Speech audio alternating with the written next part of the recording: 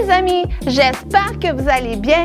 On va lire toute la Bible. Mamie, Quoi? toute la Bible? Ben non, on la lira pas toute aujourd'hui, on va les lire une à la fois. Et je vais te poser 3 questions. Alors, écoute bien l'histoire. Et on va terminer en priant ensemble. Alors, es-tu prêt? On commence. Allô, ça va bien? J'ai une histoire pour toi aujourd'hui. Et le titre, c'est « La naissance de Jean-Baptiste ». Alors, un jour, Zacharie et Élisabeth, qui est sa femme, étaient rendus très vieux et ils n'avaient pas eu d'enfant. Ils ne pouvaient pas en avoir. Mais un ange est apparu à Zacharie et il lui a dit « Zacharie, ton épouse, ta femme Élisabeth va avoir un petit garçon, elle va avoir un bébé, Dieu va lui donner un enfant et tu devras l'appeler Jean. » On l'appelle Jean-Baptiste, mais Dieu lui a dit « Tu l'appelleras Jean. » Et Zacharie a dit « D'accord. » Et là, Élisabeth, elle est devenue enceinte. Et avec les semaines, les mois, eh bien, son ventre a profité. Et là, pouf, le petit bébé est arrivé. Le petit garçon est arrivé. Et Zacharie lui a dit, eh bien, on va l'appeler Jean. Mais par la suite, tout le monde l'appelait Jean-Baptiste. Alors, Jean-Baptiste, eh bien, il grandissait, il est devenu un petit garçon. Il était à la maison avec ses parents. Mais un jour, il est devenu un homme. Et sais-tu ce qu'il a fait? Il a déménagé. Ouais, il est parti vivre dans le désert. Oh, dans le désert, c'est un endroit où il n'y a pas grand-chose. Et il vivait dans le désert. Sais-tu ce qu'il mangeait? Il mangeait des sauterelles et du miel sauvage. Hein? Il mangeait des sauterelles? Eh oui, Théo. Eh oui. Pourquoi? Ah, pourquoi? Je sais pas vraiment. Je pense que peut-être que c'est parce que c'était dans le désert. Tu sais, dans le désert, il n'y a pas grand-chose à manger. Alors, il mangeait des sauterelles et du miel sauvage. Mais, ce qu'il faisait aussi, sais-tu de quelle façon il s'habillait aussi? C'est très bizarre. Il s'habillait avec un manteau de poils de chameau et une ceinture à la taille. C'était son vêtement et il se nourrissait de cela parce qu'il vivait dans le désert. Mais qu'est-ce qu'il faisait dans le désert? Il parlait de Dieu.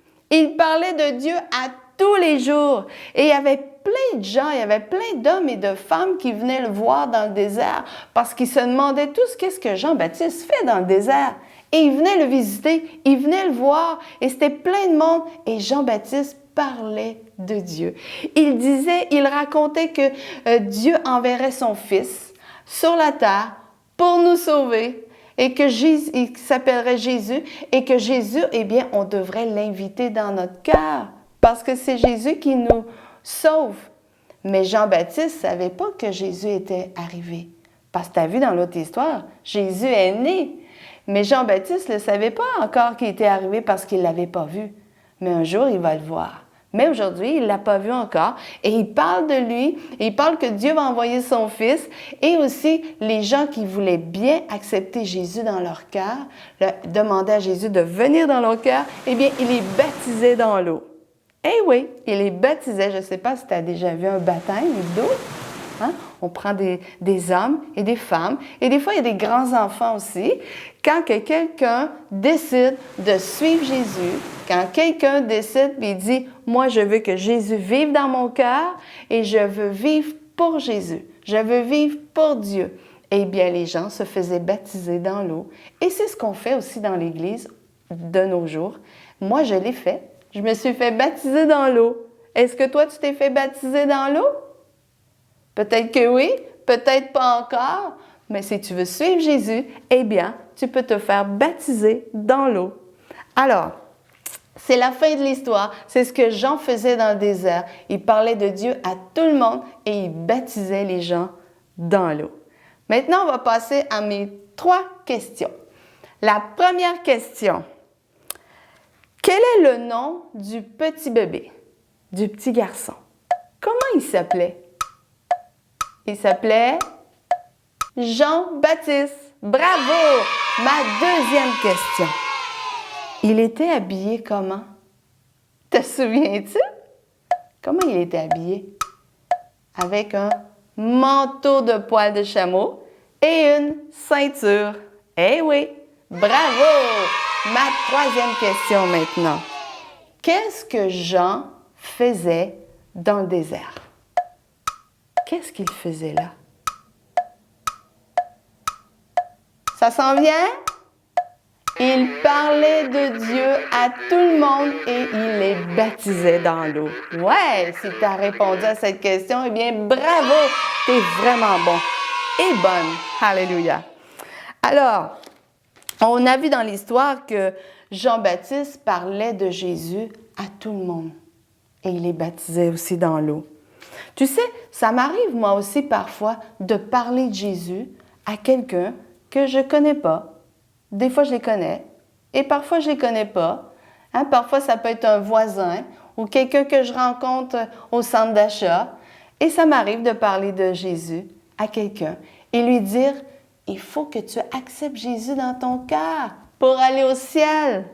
Est-ce que ça t'est déjà arrivé de parler de Jésus à quelqu'un?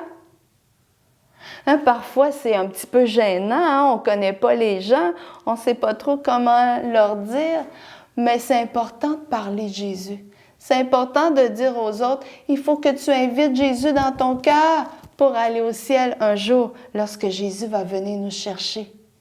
Alors, on va prier, on va demander à Dieu ensemble qu'il nous aide à parler de Jésus encore plus. D'accord?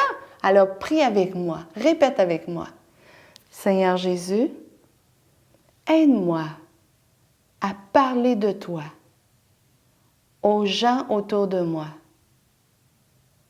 Aide-moi à en parler avec mon papa ou ma maman. Aide-moi à en parler avec mes amis.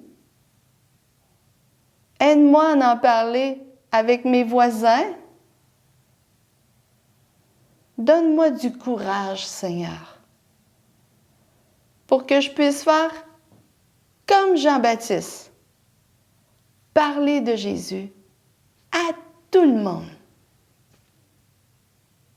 Merci, Seigneur, de m'aider à parler de toi, à dire aux autres que tu es bon et que tu nous aimes, à dire aux gens que Jésus les aime